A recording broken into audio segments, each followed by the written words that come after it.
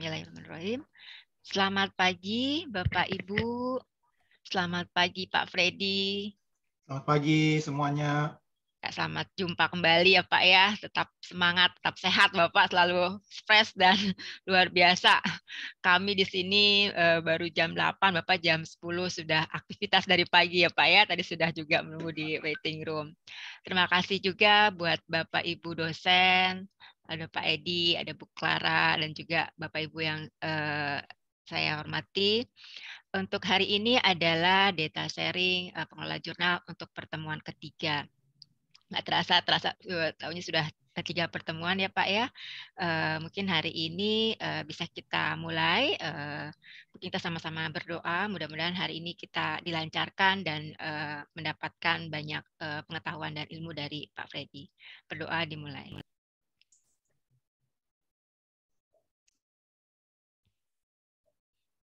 Berdoa selesai.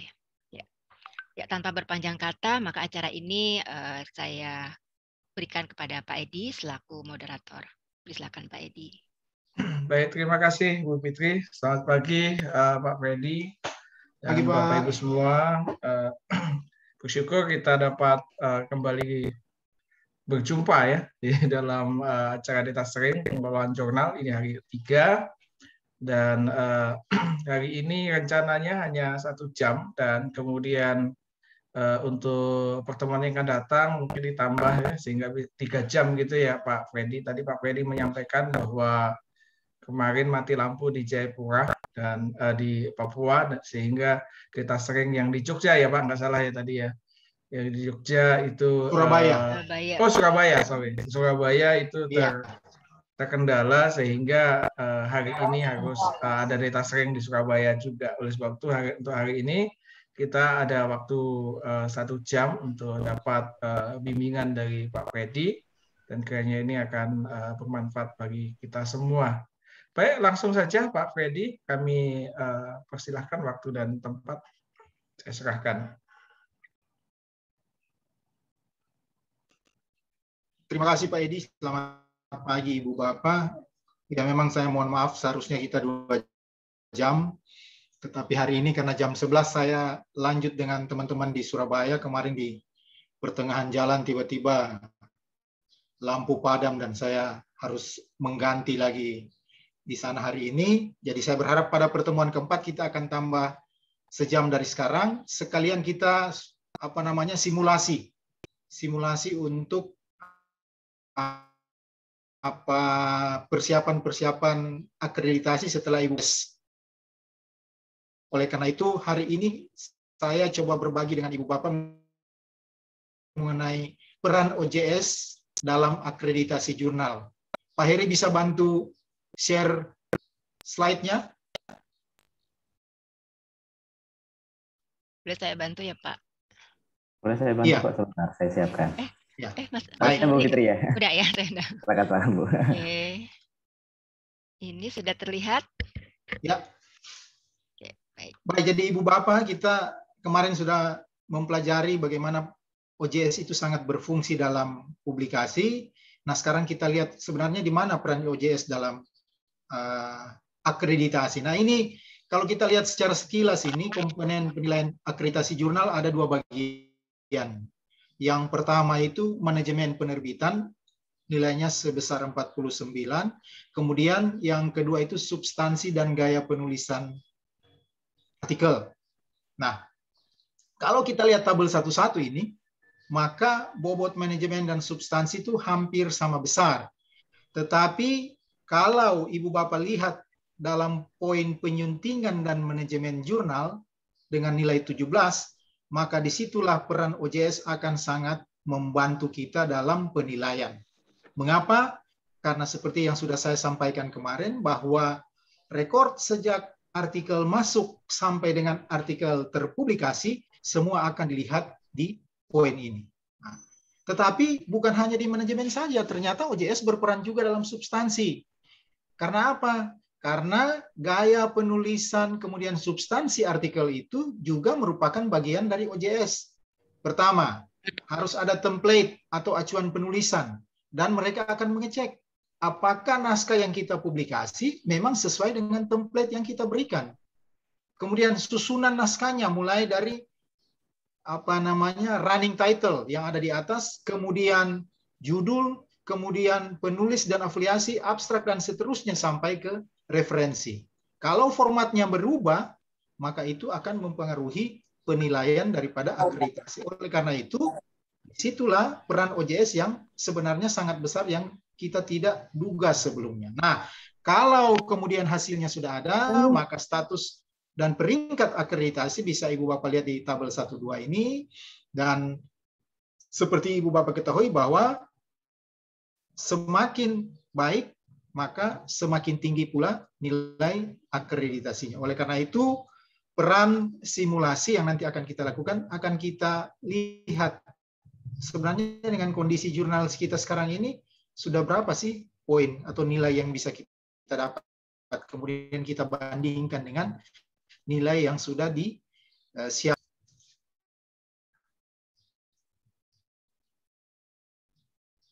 Dilanjut, Bu. Baik, Pak.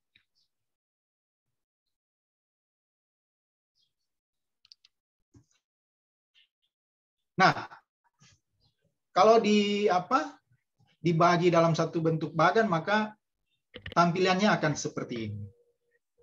Penamaan jurnal ilmiah dia punya nilai 3. Kemudian kelembagaan 4. Nama tidak boleh terlalu umum. Dia harus spesifik dan menggambarkan jurnal itu sendiri. Jadi kalau jurnal ekonomi ya dia harus mencari nama-nama yang spesifik untuk ekonomi misalnya seperti itu.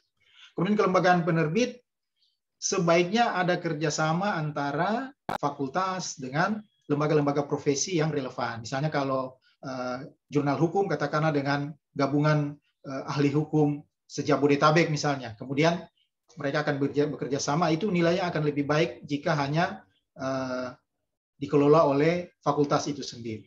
Nah, penyuntingan ini poin 17 sendiri seperti yang tadi sudah saya sampaikan. Kemudian penampilan. Penampilan ini tampilan website, kemudian fitur-fiturnya, kemudian isi daripada fitur tersebut. Nah, kemarin waktu saya di Wajo itu, waktu berdiskusi dengan mereka di Uniprima, saya bilang sudah bagus kalau fiturnya dalam bahasa Inggris, tetapi mbok ya isinya juga dari fitur itu dalam bahasa Inggris supaya kita tidak kerja 2 kali gitu maksudnya. Karena kalau kita mau akreditasi, sebaiknya kita sudah persiapkan semua itu dalam bahasa Inggris. Kenapa? Karena dari sisi akses, ini akan membantu orang yang tidak menguasai bahasa Indonesia juga untuk bisa mengakses jurnal kita. Bagaimana kita mau go public, bagaimana kita mau go internasional. Nah, ini beberapa catatan yang perlu saya sampaikan. Kemudian berkaitan dengan substansi dan gaya penulisan artikel, itu ada 39 untuk substansi dan gaya penulisan itu 12. OJS juga memainkan peranan yang sangat penting di ranah ini, karena dari template yang kita gunakan kemudian diterjemahkan ke dalam bentuk dari artikel yang dipublikasikan. Berikut, Ibu. Nah, persiapan akreditasi. Dalam persiapan akreditasi tentu 2 hal penting ini akan kita siapkan. Yang pertama manajemen, kemudian substansi. Kemudian ketika kita melakukan pendaftaran, maka kita akan mengisi borang akreditasi. Itu yang berisi poin-poin atau bagian-bagian yang akan dinilai akreditasi, mengecek syarat pengajuan. Apabila ada salah satu yang tidak terpenuhi, maka kita harus segera penuhi supaya tidak mempengaruhi penilaian. Jadi misalnya ada EISSN, ruang lingkup jurnal, tema jurnal ini apa, fokus dan skopnya apa. Kemudian etika publikasi.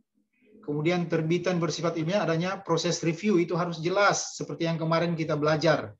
Kemudian minimal 2 tahun berurutan.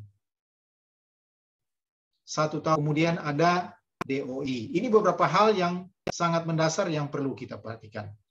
Kemudian pastikan gaya selingkung website, artinya di tampilan jurnal kita memudahkan asesor atau penulis untuk mengakses, misalnya untuk login, submission, itu yang harus kita perhatikan. Kemudian template, kemudian kebijakan-kebijakan jurnal, misalnya harus berapa halaman, seperti itu kita harus jelaskan ada di dalam website, tetapi mudah untuk diakses oleh pembaca maupun penilai nanti. Kemudian harus tersedia template yang ada, ini contohnya di bagian bawah ini. Kemudian harus kita perhatikan bahwa template yang kita sajikan memang sesuai dengan naskah yang kita publikasikan. Misalnya saja dalam penulisan referensi, sesudah nama ada tahun yang di dalam kurung, ada tahun yang tidak di dalam kurung. Mungkin di template kita tidak dalam kurung, tetapi dalam publikasi kita ada 1-2 yang dalam kurung misalnya, karena kita tidak melakukan proses copy editing secara baik. Nah, hal-hal ini akan sangat mempengaruhi penilaian. Kemudian pastikan hasil kerja reviewer ada di OJS. Nah, ini yang jalur kemarin yang kita sama-sama latih, mulai dari naskah masuk sampai dengan naskah dipublikasi. Hal yang penting lagi adalah editor dan reviewer. Kita harus pastikan bahwa mereka memiliki rekam jejak yang cukup mantap, karena kualitas jurnal kita ditentukan juga oleh siapa editornya, siapa reviewernya. Ya, mungkin ke depan sudah harus punya Scopus ID. Mungkin sekarang Google Scholar ID oke lah, tetapi ke depan harus ada Scopus ID misalnya. Kemudian Publons. Publons ini sangat berguna karena nanti dia akan merekam semua jejak kerja reviewer maupun editor. Oleh karena itu, oleh kementerian melalui Sinta juga, kita sudah diharapkan untuk mengupdate atau memperoleh ID Publons. Dan ini besar harapan saya supaya teman-teman pengelola jurnal juga mempersiapkan diri dengan memiliki ID Publons masing-masing. Berikut.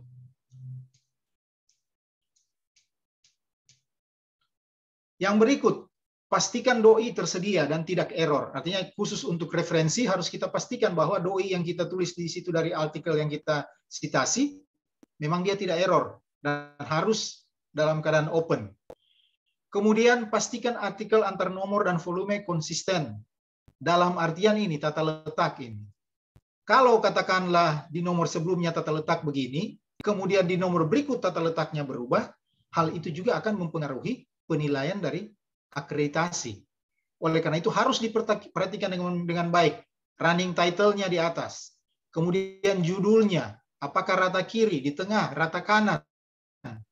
Kemudian afiliasi, abstrak. Ini ada penulisnya juga di sini. Nah, ini harus kita perhatikan dengan baik. Apalagi kalau tampilan jurnal kita misalnya dalam bentuk kolom. Ada 2 kolom. Seperti ini. Kalau yang cuma 1 tok, no problem. Artinya apa? Kalau kita mau copy tabel ataupun figur tidak terlalu bermasalah. Tetapi kalau kolom ini, kami kadang-kadang berdebat pada saat copy editing karena harus mengatur tata letaknya supaya bagus. Apalagi kalau tabelnya terlalu panjang bikin pusing. Nah, oleh karena itu hal-hal seperti ini perlu kita perhatikan dengan baik. Kemudian seperti saya sampaikan tadi, pastikan konsistensi kutipan dan daftar pustaka. Misalnya penulisan daftar pustaka kita mengikuti acuan apa gitu, itu harus kita perhatikan dengan baik. Ada yang tidak mau pakai koma, hanya titik saja. Ada yang nama belakangnya D.S tidak perlu, jadi misalnya Novianti DS 2019. Nah, itu seperti itu kecil, tetapi dampaknya sangat besar terhadap penilaian akreditasi.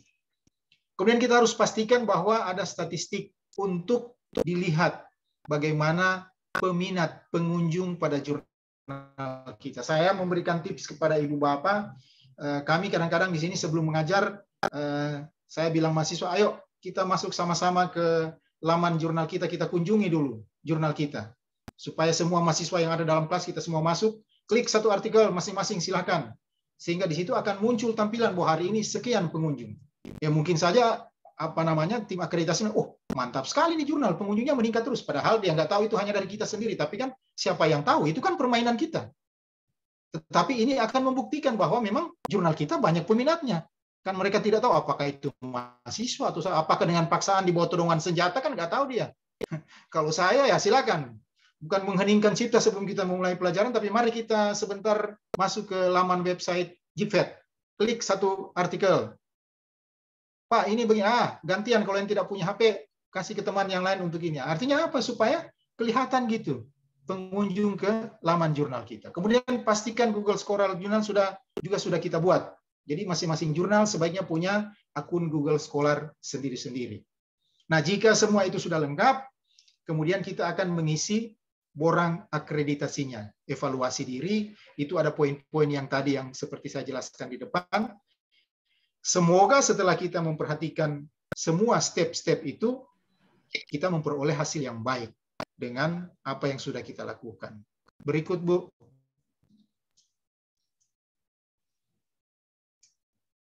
Nah, ini yang saya bilang dalam presentasi yang kemarin, bahwa semua proses ini harus terekam dalam OJS. Karena apa? Karena ini yang akan nanti dinilai oleh asesor. Kalau ini tidak kelihatan atau OJS kita mandek, maka sudah barang tentu jangan berharap kita akan sampai ke Sinta. Mungkin kita tertahan di Rahwana atau di Rama, kita tidak akan pernah sampai ke Sinta karena kita tidak bisa menunjukkan jalur ini dengan baik. Nah, oleh karena itu saya berharap dalam setiap saya ketemu dengan teman-teman, paling kurang ada 5 lah atau 4-5 orang yang mengelola jurnal. Supaya siapa kerja apa itu jelas. Karena pekerjaan ini tidak mudah, apalagi OJS ini. Kita masing-masing harus punya tanggung jawab yang betul-betul menurut komitmen kita supaya apa yang kita lakukan memang benar-benar memberikan hasil yang baik. Jadi proses ini harus terekam di dalam penilaian. Karena kalau ini tidak terekam dengan baik, ini akan mempengaruhi manajemen jurnal tadi yang poinnya 17. Berikut, Bu.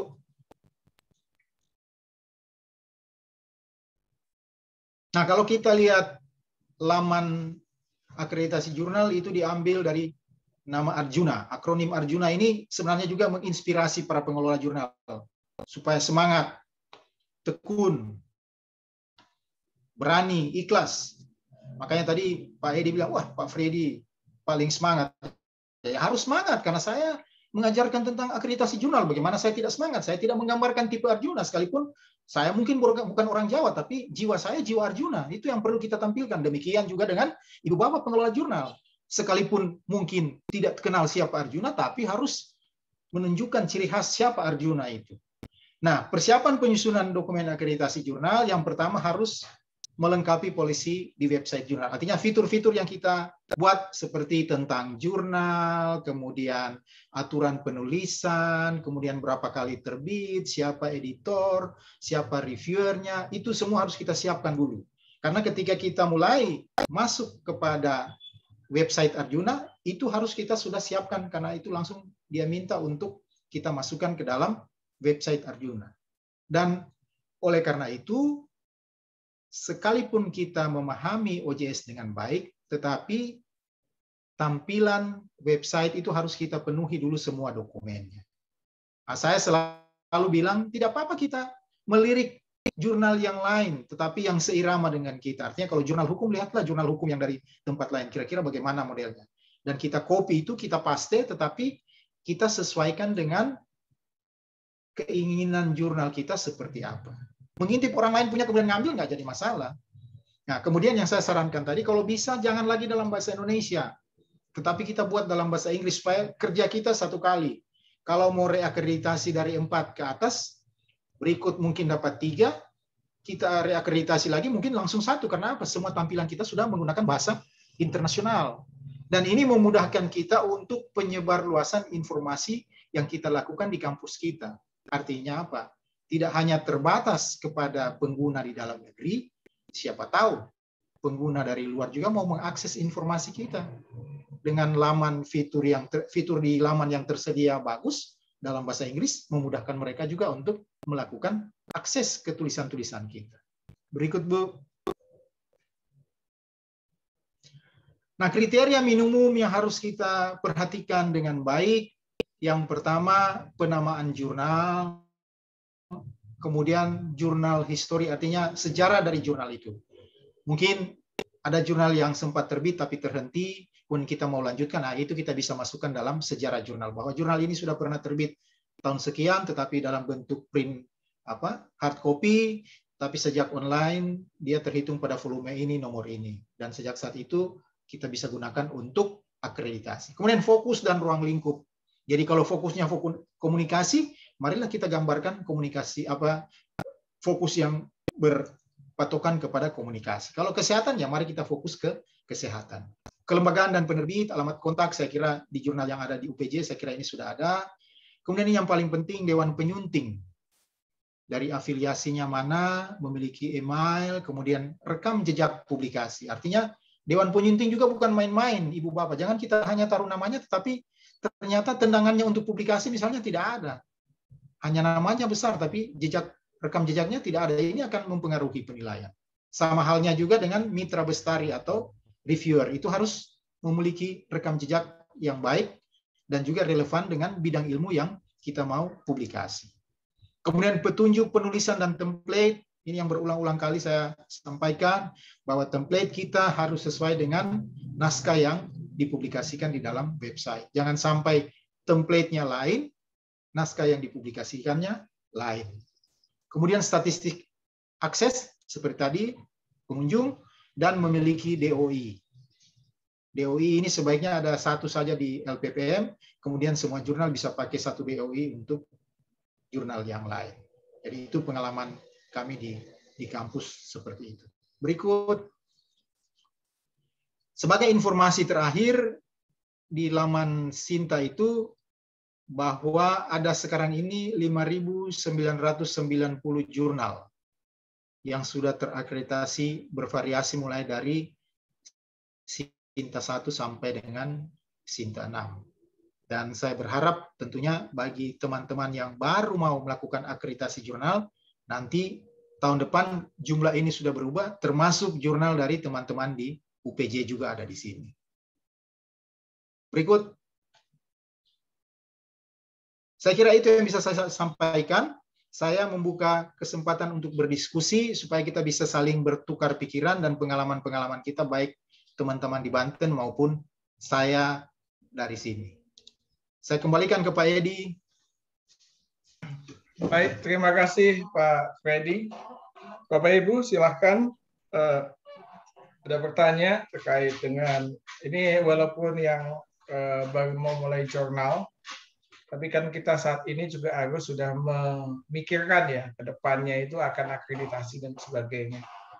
Silahkan Bapak Ibu, ada pertanyaan terkait dengan apa yang sudah disampaikan, baik tahapan untuk pengisian borang, kemudian apa saja yang dinilai ya di dalam borang akreditasi jurnal.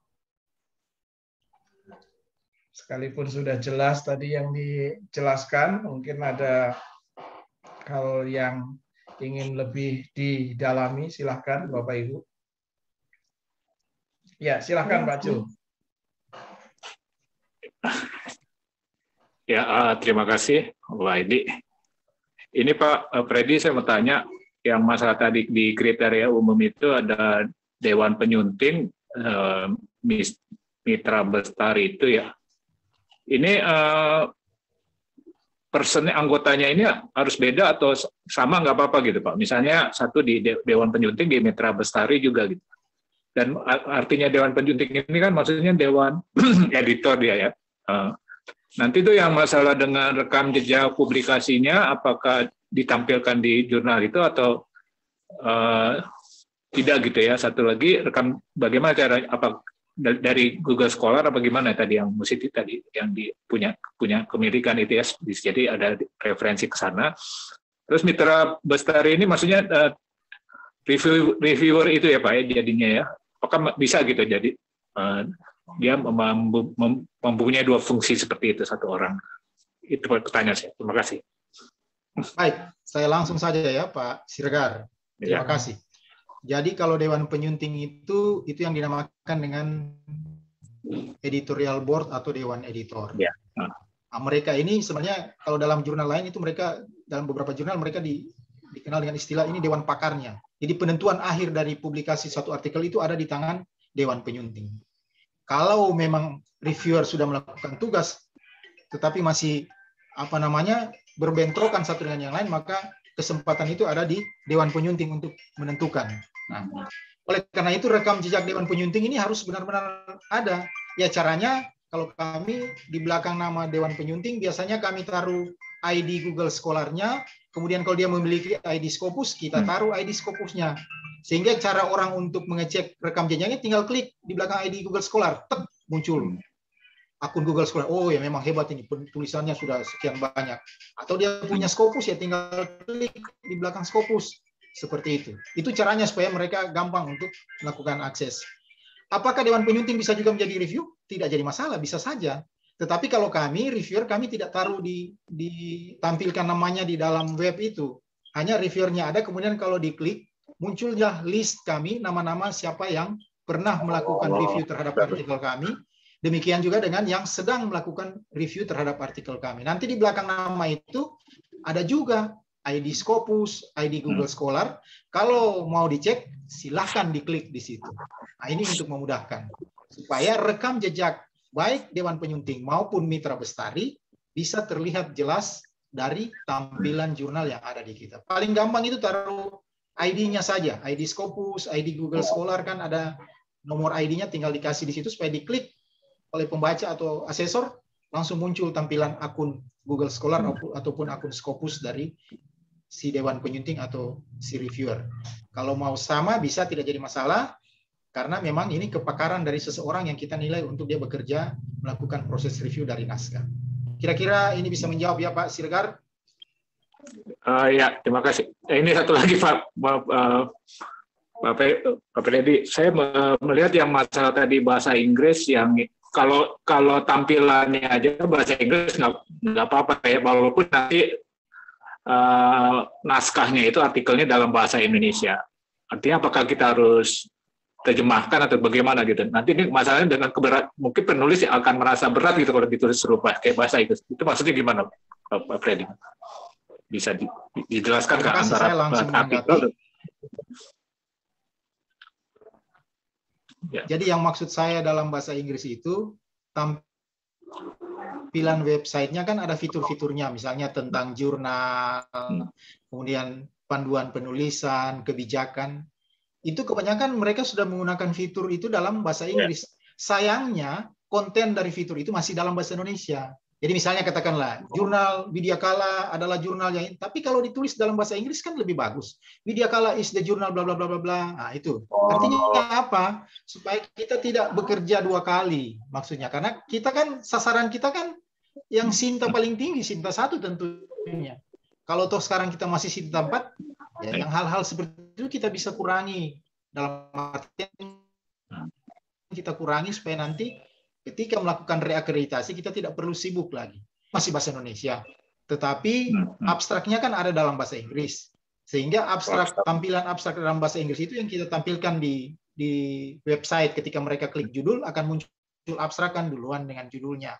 Nah, itu yang memudahkan katakanlah peneliti asing atau mereka yang berniat untuk mengakses informasi kita, ya bisa juga untuk melihat informasi yang tersedia. Tetapi kalau mau juga untuk bahasa Inggris naskahnya, karena memang nanti kalau Sinta 2 ke atas sudah diharuskan kayaknya bahasa Inggris, tapi beberapa jurnal saya lihat terakreditasi Sinta 2 tapi masih bahasa Indonesia. Hanya saja mulailah sekarang kita menyicil lah supaya jangan terlalu banyak kerjaan. Ya mau tidak mau kita harus punya Dewan Penyunting untuk bahasa Inggrisnya sendiri. Karena itu yang menentukan konten daripada naskah yang kita publikasikan. Mudah-mudahan menjawab Pak Siregar ya. Ya. Terima kasih Pak Freddy. Ya. Nanti akan kami siapkan. Iya, Pak Jo, disiapkan dari awal ya, lebih ini Pak ya. Oke, ada lagi Bapak Ibu yang lain silakan. Yang bertanya Pak Edi. Silakan Pak Gufran. Terima kasih Pak Edi. Selamat pagi Pak Freddy. Saya mau bertanya mengenai kelembagaan tadi ya. Tadi kan poinnya cukup besar. Jadi yang ingin saya tanyakan adalah sejauh mana keterlibatan dari organisasi profesi tadi di dalam jurnal kita. Ya, apakah nama saja, apakah ikut mengelola atau kontribusi tulisan atau apa misalnya ya. Itu sejauh mana itu bisa mendapatkan nilai optimal nih kerjasama dengan organisasi profesi tadi. Kemudian yang kedua, sebaiknya yang menginisiasi kerjasama ini siapa? Apakah dari pengurus jurnalnya sendiri bisa langsung kerjasama dengan organisasi tadi, atau harus lewat LP2M atau bahkan dari rektorat ya, supaya terjadi kerjasama yang diakui pada saat kita diakreditasi nanti. Terima kasih. Baik. Di borang akreditasi itu kerjasama itu kalau dia ada bekerja sama dengan dengan lembaga profesi, maka nilainya paling tinggi itu 4, Pak. Jadi kalau hanya dikelola oleh fakultas atau pusat studi atau apa, itu nilainya hanya 3 saja. Itu kalau tidak salah. Tetapi yang paling tinggi itu kalau punya kerjasama.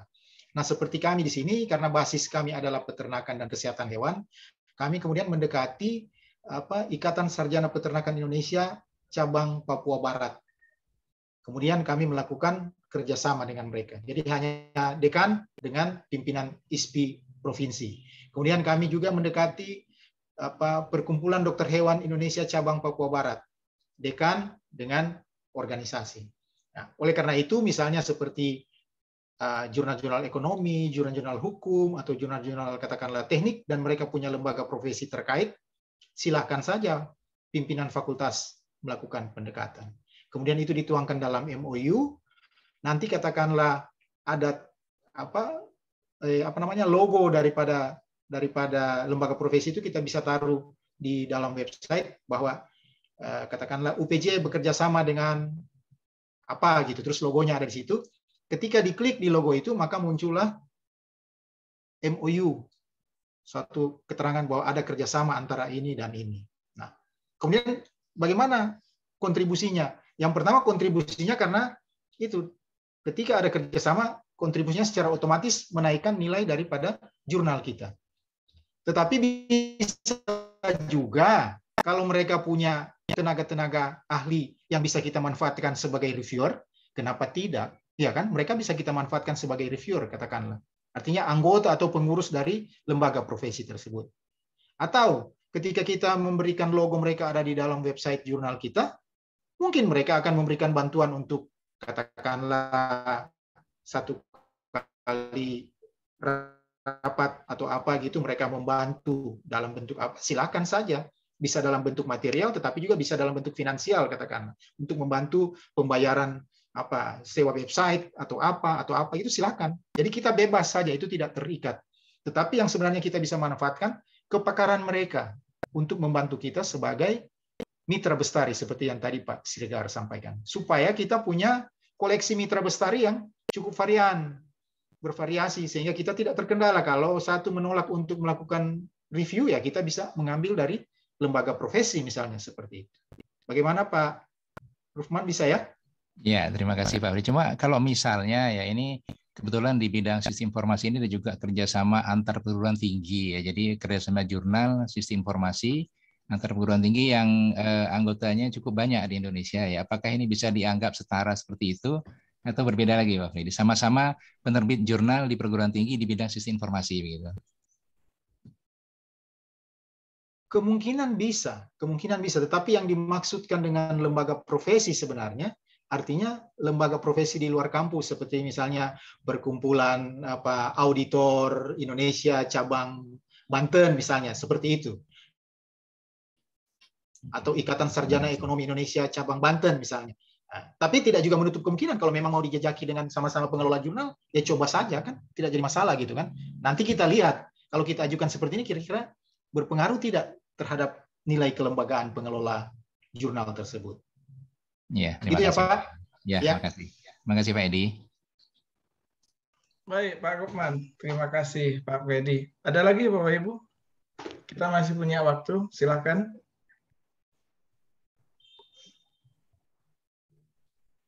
Ya, Pak Edi. Memang untuk silakan. Silakan Bu Fitri. Iya, Pak Freddy. Tadi terkait dengan pertanyaan Pak Rufman juga. Misalkan ini kan kami yang jurnal Pengmas akan inisiasi. Salah satu tadi kan adalah afiliasi ya Pak ya. Misalkan saya jadi anggota atau pengurus dari salah satu asosiasi dosen pengabdian masyarakat.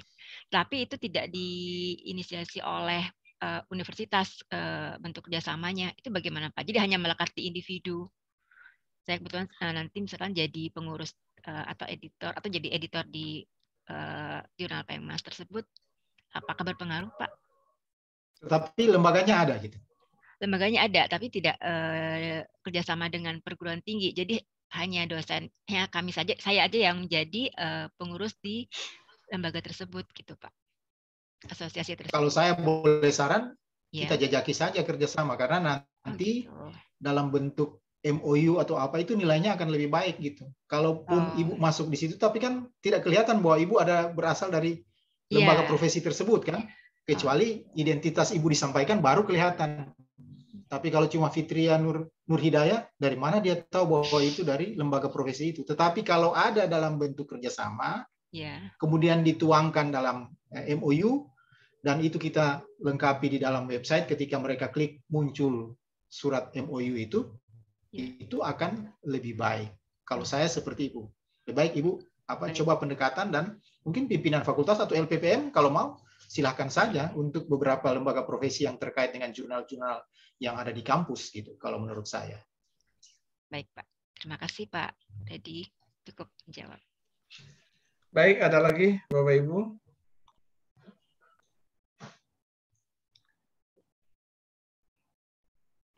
Jadi mungkin yang menjadi pertanyaan dari dua sebelumnya itu Pak Freddy, dari Pak Rukman dan Bu Fitri ya, itu terkait dengan ini sih Pak, kebijakan internal institusi. Jadi di kita itu semua MOU itu dari level pimpinan universitas, kemudian turun MOA-nya, kemudian hingga IA-nya. Jadi oleh sebab itu semua MOU harus dari level pimpinan institusi.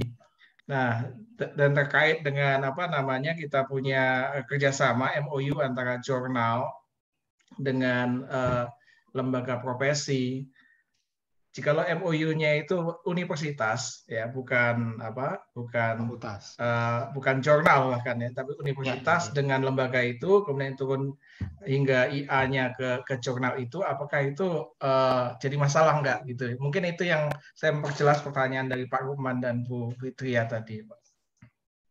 Oh, kalau memang di tingkat atas sudah ada payungnya antara lembaga itu dengan universitas, kan bisa diterjemahkan lebih lanjut untuk merupakan bagian juga dari jurnal, karena jurnal itu kan sudah bagian dari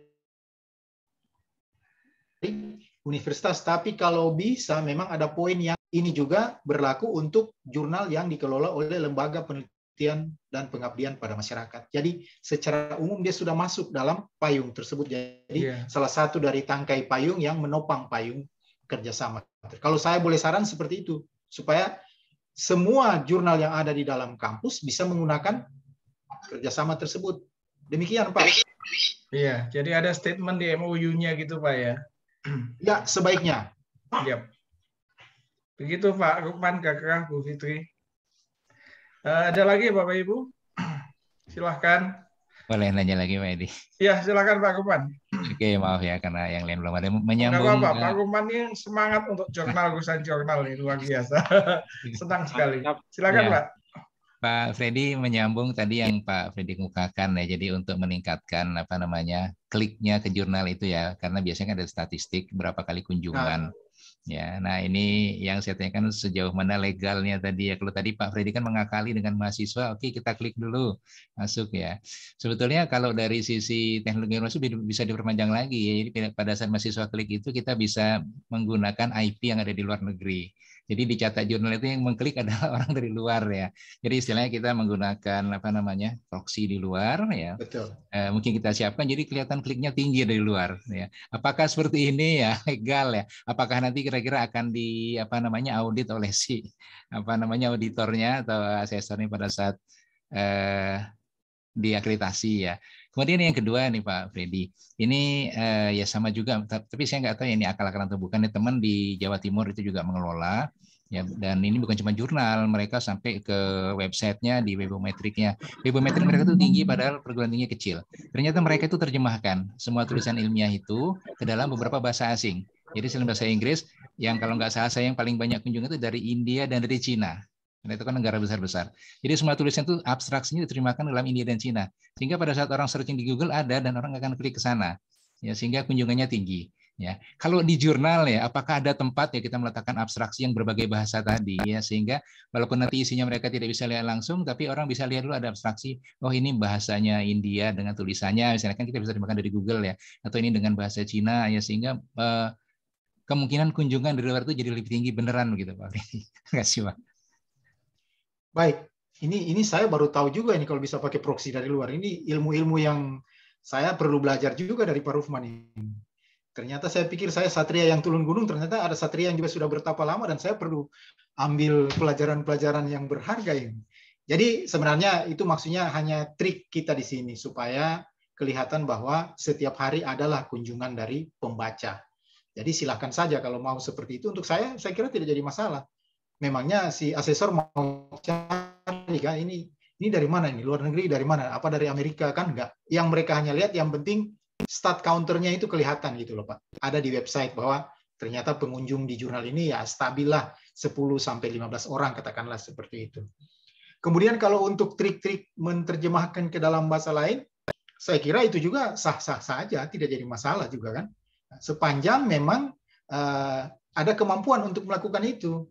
Karena kan menerjemahkan ke dalam bahasa India atau apa gitu kan bukan hal yang mudah juga, itu harus orang yang punya kualifikasi tertentu. Tetapi menurut saya, kalaupun dalam bahasa Inggris sudah cukup baik, karena orang semua kan sekarang bisa berbahasa Inggris. Kalaupun dalam bahasa Inggris saya kira sudah cukup baik. Mau artikel ataupun abstrak lebih baik lagi kalau semua sudah siap dalam bahasa Inggris, sehingga memudahkan kita untuk juga mengusulkan untuk terindeks Scopus katakanlah, ya kan? Ngapain bikin dalam bahasa Indonesia atau bahasa Cina? Atau nantinya tidak bisa terindeks Scopus. Tapi kalau dalam bahasa Inggris ya mungkin. Tetapi kalau bahasa PBB saya kira berlaku ya, apapun ya, dia pasti ini. Tetapi saran saya lebih baik ke dalam bahasa Inggris supaya memang bisa diakses secara lebih luas. Seperti itu ya, Pak Rahman ya. Ya, terima kasih Pak Freddy. Terima kasih Pak Edi. Ya, terima kasih Pak Rahman, Pak Freddy. Ada lagi Bapak Ibu? Silakan.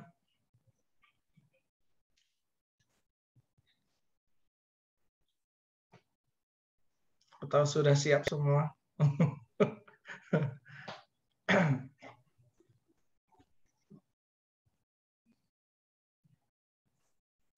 Ya, sambil jadi mengisi memang kalau nih, Pak untuk Freddy. akreditasi ini, untuk akreditasi memang apa yang setelah saya perhatikan saat ini, untuk kementerian mereka masih melayani untuk yang akreditasi.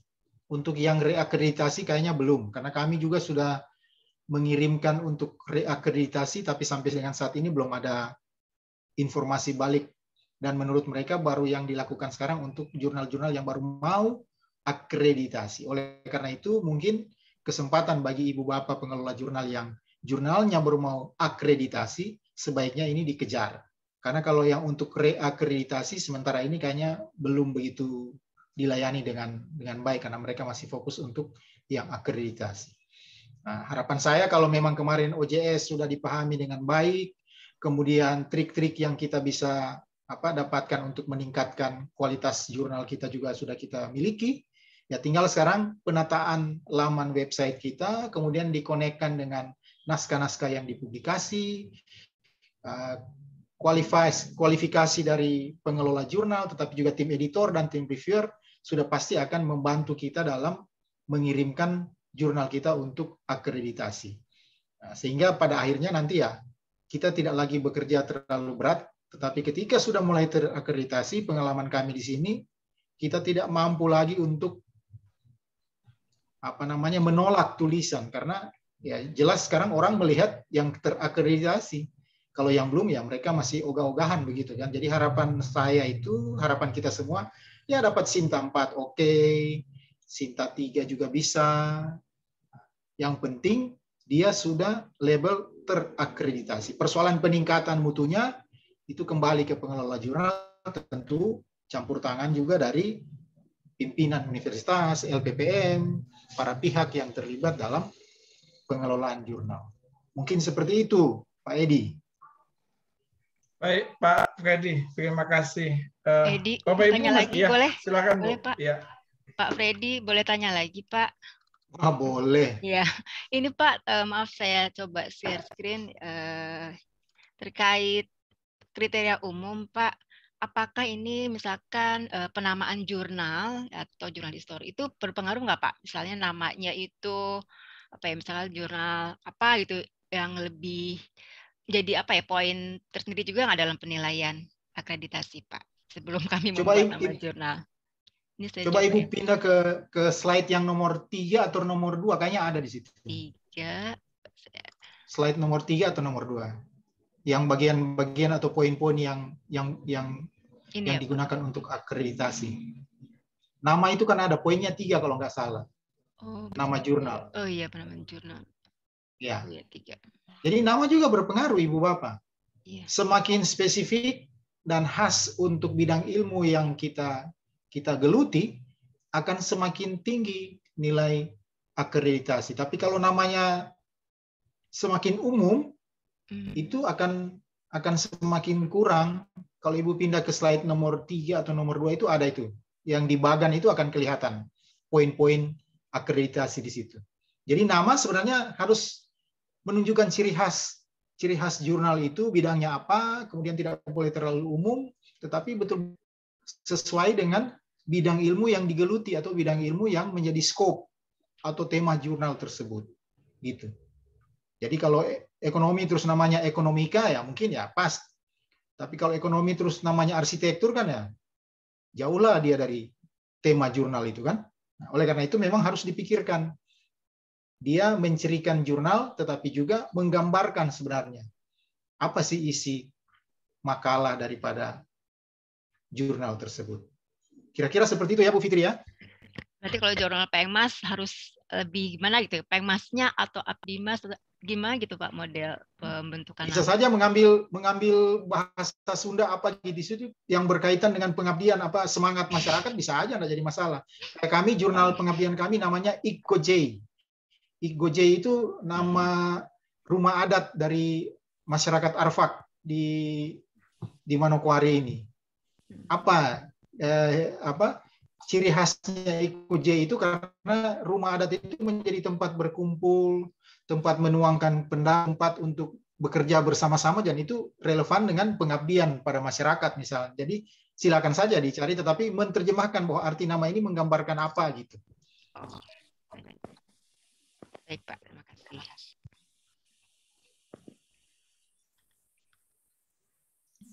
Baik, ada lagi Bapak Ibu?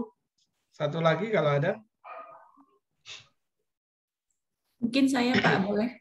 Iya, Bu Astuti, silakan Bu. Ya, selamat pagi Pak Freddy. Saya mau melanjut dari pertanyaan Bu Fitri ya tadi ya. Saran Bapak nih ya, berdasarkan pengalaman Bapak. Tadi kan sebenarnya nama jurnal yang bagus itu kalau spesifik ya Pak ya. Jadi dia unik seperti itu. Tapi bagi yang masih baru, universitas yang mungkin belum begitu well recognized, ada dilema juga nanti kalau spesifik itu susah untuk mendapatkan artikel yang masuk ya Pak. Misalnya kalau kita mau buat nih spesifik jurnalnya itu mungkin di human resource seperti itu. Berarti kan hanya di sekitaran itu gitu. Nah, kita mempertimbangkan kan sustainability-nya itu nanti ya Pak ya untuk dia tetap bisa publish gitu ya. Sementara kalau kita spesifik nanti mungkin orang pun akan lebih dikit ya untuk bisa submit artikel ke kita. Nah, kalau menurut Pak Freddy nih bagi kita yang masih baru nih ya Pak ya di kampus yang masih belum punya nama, itu kira-kira sarannya seperti apa ya Pak mau bikin nama jurnalnya itu? Baik, terima kasih Bu Astuti. Artinya nama itu kan menggambarkan jurnal itu sendiri. Tetapi tema jurnal itu kan bisa, tema dari jurnal itu kan bisa agak lebih luas, tapi maksudnya tetap mencakup ke bagian daripada jurnal itu. Katakanlah seperti ekonomi, bisa mengambil nama yang spesifik, tetapi kajian ekonomi bukan hanya akuntansi misalnya, bisa ekonomi pembangunan, bisa manajemen. Jadi kan dia lebih luas. Tetapi namanya itu yang maksudnya harus spesifik. Bukan berarti temanya juga spesifik. Tema bisa saja tema ekonomi, tapi kan tema ekonomi dalam arti luas misalnya. Jadi kalau tadi human resource misalnya, ya bisa saja kajian-kajian lain yang berkaitan dengan human resource bisa saja masuk di scope dari jurnal tersebut. Tetapi namanya harus bukan benar-benar menunjukkan kekhasan atau ciri khas dari jurnal itu. Jadi seperti itu ya, Bu Astuti, mudah-mudahan bisa menjawab.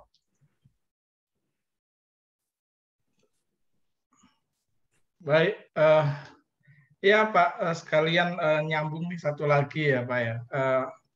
Kayak misalnya case Widyakala itu, ini jurnal yang nggak tahu pendirinya dulu siapa, atau Pak Hari ya dulu yang pendirinya ya. Jadi saya pegang sudah berdiri gitu ya. Nah, ketika kita nilai ya istilahnya ya Widyakala ini, dia itu dari segi nama nggak spesifik ya, artinya luas ya. Kemudian dari segi skop juga luas sekali. Jadi semua bidang itu ada gitu. Di apa semua bidang itu bisa masuk ke dalam jurnal ini. Jadi waktu saya pertama kali lihat, waduh, ini berat nggak ini untuk naikkan gitu. Karena apa namanya bukan hanya dari segi nama yang saya luas, kemudian juga skopnya semua bidang itu masuk gitu.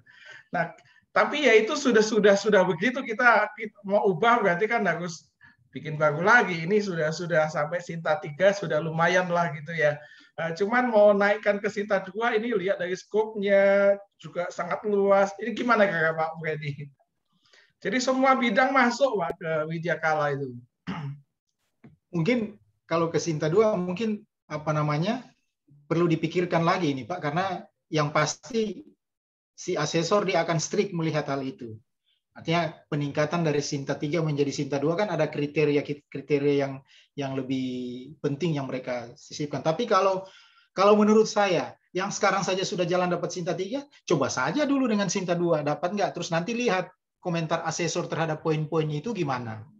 Kayak kami sekarang mau usul ke Sinta 2, kami pelajari lagi jawaban asesor terhadap borang yang kami kirim itu. Oh, ternyata yang kami bilang di sini bahwa poinnya 3, ternyata sama asesor hanya dikasih begini. Oh, berarti kita harus perbaiki.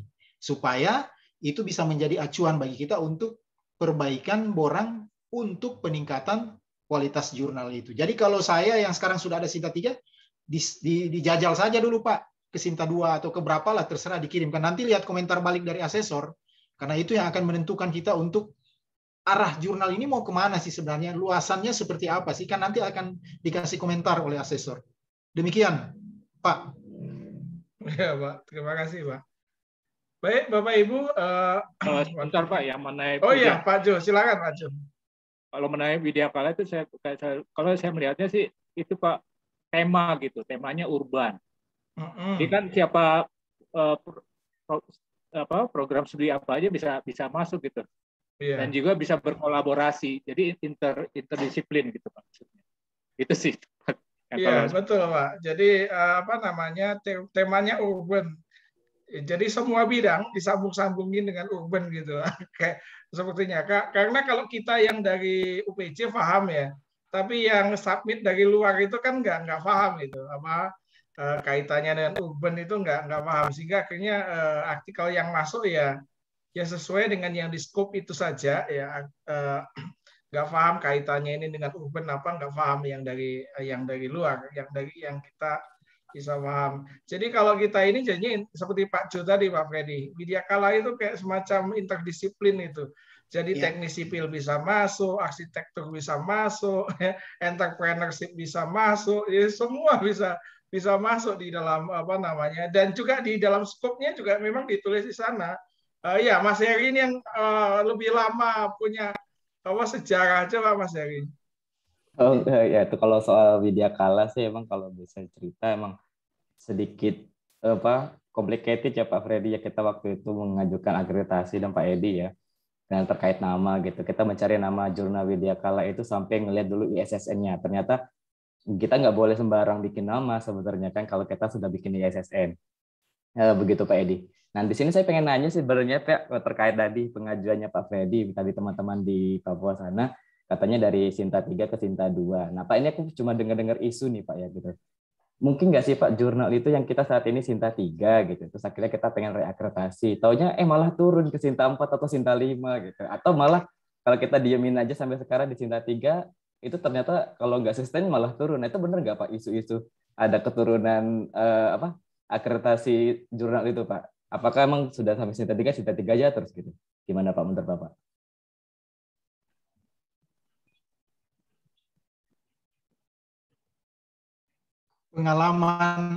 Pengalaman saya sih saya belum memperoleh pengalaman seperti apakah kalau nanti kita usul mau naik terus tiba-tiba malah turun. Oleh karena itu maksud saya ketika kami mau mengusulkan, kami melakukan simulasi supaya kami dapat gambaran kondisi kami sekarang kira-kira bagaimana, apakah tetap Sinta 3 atau kemungkinan bisa turun karena nanti hasil simulasi itu kita mengikuti borang yang ada. Jadi harapan saya sebaiknya sebelum kita submit, sebelum kita usulkan untuk akreditasi, mari kita lihat dulu, kita simulasi dulu kondisi jurnal kita sekarang ini. Dan kita bandingkan dengan, katakanlah kalau sudah ada hasil akreditasi sebelumnya, apakah dia masih tetap sama, dia di bawah atau dia di atas. Sehingga itu membantu kita untuk bisa mendapatkan gambaran daripada hasil yang akan kita peroleh. Saat ini kan Pak Arjuna itu kan lagi servernya lagi di down ya Pak, jadi nggak bisa dimasukin lagi saat ini. Gitu. Kita kan coba-coba mau ngisi evaluasi diri, mau nilai berapa sih jurnal kita ini angkanya gitu Pak ya, totalnya berapa gitu kan Arjunanya kan lagi down gitu. Betul. Nah kalau betul. dari teman-teman di sana Pak gitu, itu mengevaluasinya bagaimana Pak gitu? Apakah punya penilaian sendiri, punya materi sendiri atau tetap lewat Arjuna gitu Pak?